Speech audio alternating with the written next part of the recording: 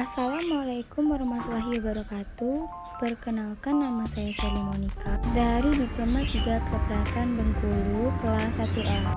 Baiklah, di sini saya akan menjelaskan materi tentang muskuloskeletal anatomi. Sistem muskuloskeletal terdapat dua bagian, yaitu otot atau muskel dan rangka atau skeletal. Otot atau muskel yaitu jaringan tubuh yang berfungsi mengubah energi kimia menjadi kerja mekanik sebagai respon tubuh terhadap perubahan lingkungan. Sedangkan rangka atau skeletal yaitu bagian tubuh yang terdiri dari tulang, sendi, dan tulang rawan atau kartilago sebagai tempat menempelnya otot dan memungkinkan tubuh untuk mempertahankan sikap dan posisi. Nah, jadi sistem muskuloskeletal yaitu alat gerak tubuh manusia yang pasif seperti rangka atau skeletal dan aktif seperti otot atau muskel. Selanjutnya, fungsi sistem skeletal. Ada 6 fungsi sistem skeletal. Yang pertama yaitu penyokong, berdirinya tubuh, tempat melekatnya ligamen-ligamen, otot, jaringan lunak, dan organ. Kedua, pelindung, berfungsi membentuk rongga melindungi organ yang halus dan lunak. Yang ketiga, alat bantu gerak. Adanya persendian dapat mengubah arah dan kekuatan otot rangka saat bergerak. Yang keempat, keseimbangan mineral atau penyimpanan dan pengeluaran mineral, yaitu kalsium dan fosfat. Yang kelima, produksi sel darah, red bone marrow, memproduksi eritrosit, leukosit, dan platelet.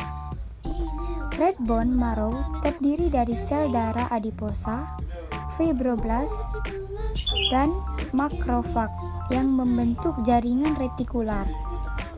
Yang keenam, penyimpanan trigliserid, yellow bone marrow. Sebagian besar terdiri dari sel adiposa yang menyimpan trigliserid sebagai cadangan energi.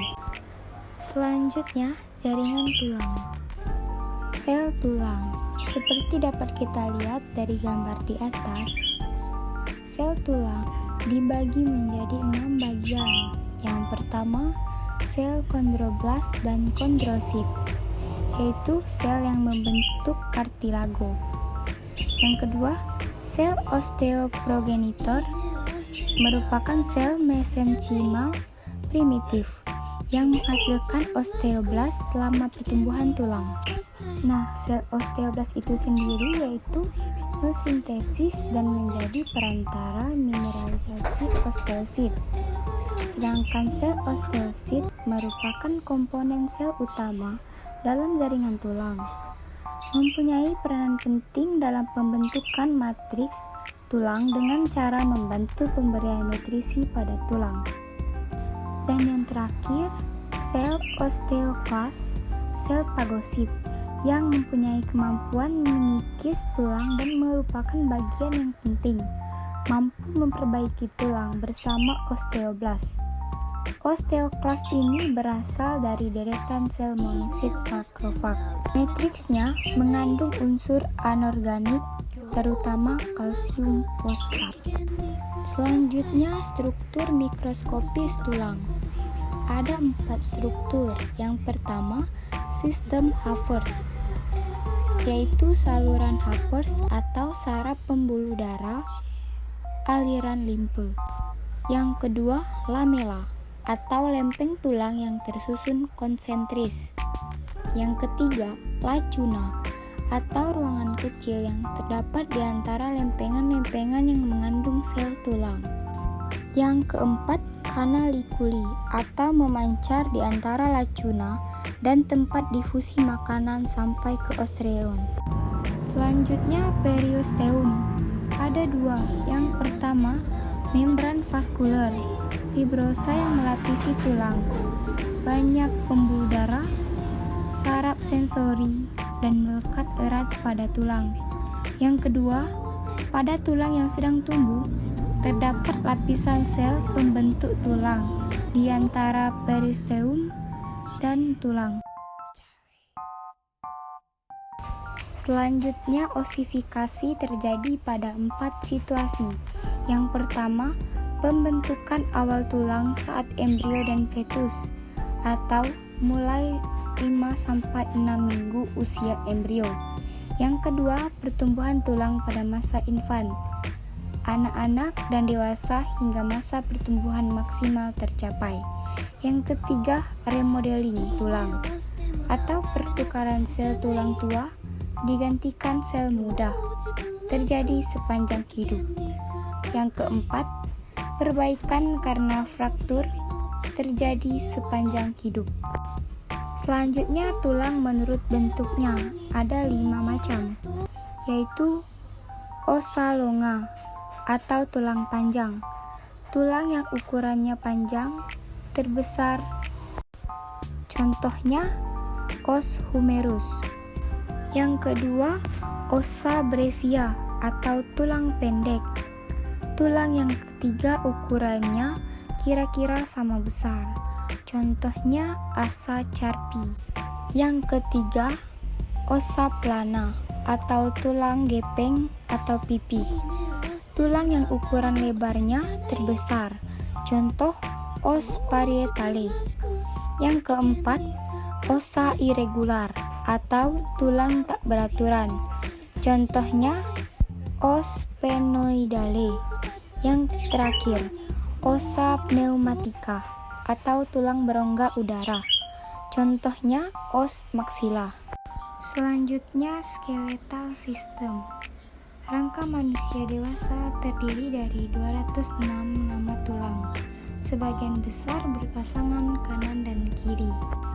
Skeletal system mempunyai 2 bagian, yaitu axial skeletal dan appendicular skeleton. Di sini juga dapat kita lihat gambar sistem skeletal. Selanjutnya, tulang kranium.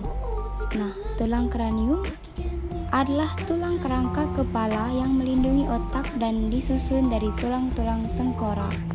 Di sini juga terdapat bagian-bagian tulang kranium: parietal bone, occipital bone, frontal bone, parietal bone, dan temporal bone.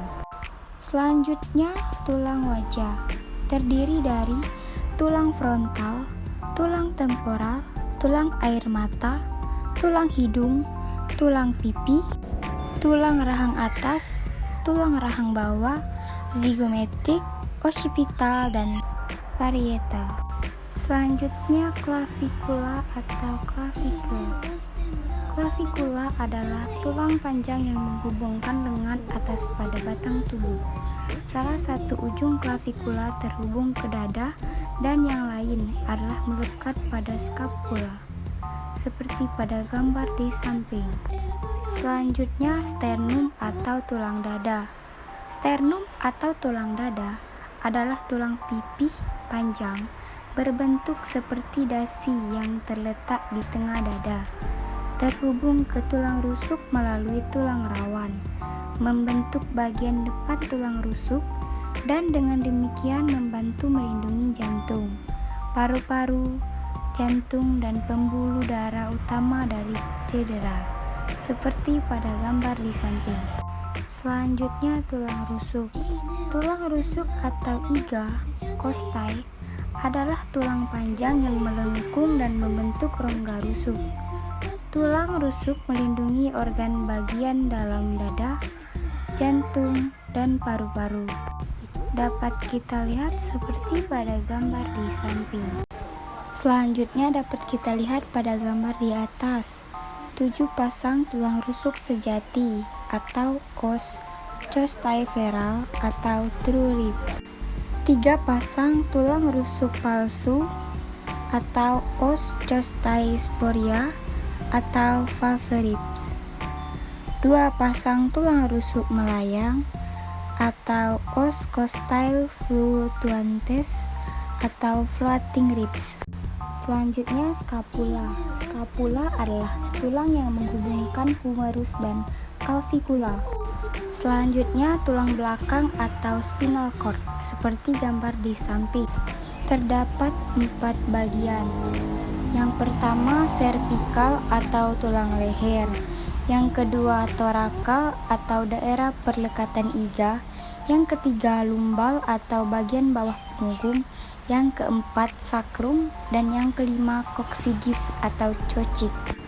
Selanjutnya ruas tulang belakang. Terdapat 5 bagian. Yang pertama 7 ruas tulang leher atau os vertebrae cervical.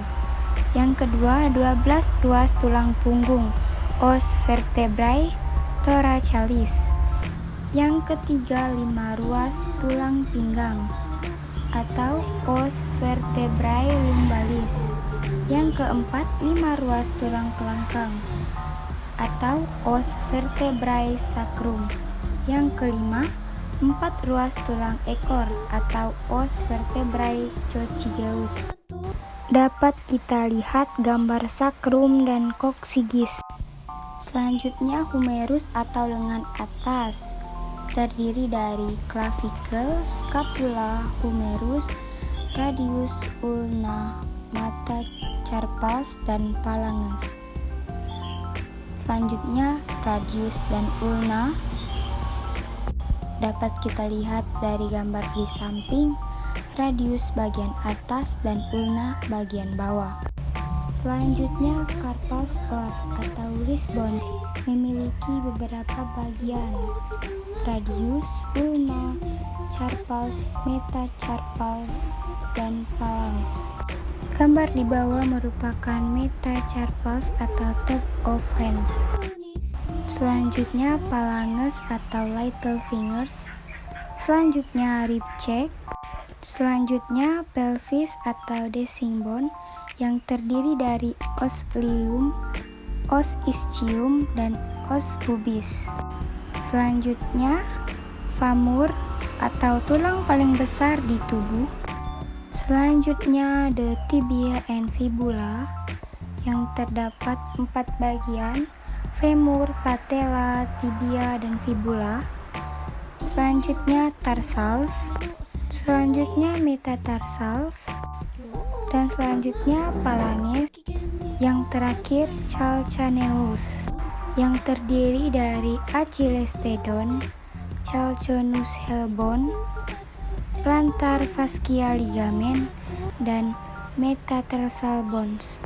Selanjutnya penghubung. Terdapat ligaments, yaitu menghubungkan antara tulang dengan tulang. Yang kedua tendon, tempat melekatnya otot dengan tulang. Dan yang terakhir cartilago, bertindak sebagai bantalan antara tulang dengan sendi serta melindungi tulang. Selanjutnya pembahasan tentang sendi. Sendi memiliki 2 macam. Yang pertama persambungan atau artikulasio, yang berarti pertemuan antara 2 atau lebih dari tulang rangka. Yang kedua artrologi atau ilmu yang mempelajari tentang persendian. 3 jenis sendi berdasarkan strukturnya. Ada 3 poin. Poin pertama fibrosa, hubungan antar sendi oleh jaringan fibrosa. Yang kedua cartilago atau tulang rawan, ruang antar sendinya berkaitan dengan tulang rawan. Poin ketiga synovial atau synovial joint, yaitu ruang sendi dan ligamen untuk mempertahankan persendian. Dapat kita lihat pada gambar di bawah. Sendi berdasarkan jenis persambungannya. Terdapat 2 macam. Yang pertama sinartrosis. Sinartrosis sendi yang terdapat kesinambungan karena di antara kedua ujung tulang yang bersendi terhadap suatu jaringan. Yang kedua diatrosis. Sendi terdapat ketidaksinambungan karena di antara tulang yang bersendi terdapat rongga atau covum artikular. Yang pertama syndesmosis. Jaringan penghubungnya mirip jaringan ikat. Terdapat 5 macam. Yang pertama sutura, Tepi-tepi tulang dihubungkan oleh jaringan ikat yang tipis. Contohnya di antara tulang-tulang tengkorak. Kedua, skindelesis. Lempeng pada tulang yang satu terjepit di dalam celah pada tulang lain. Contohnya antara rostrum sphenoid dan vomer. Yang ketiga, gomposis.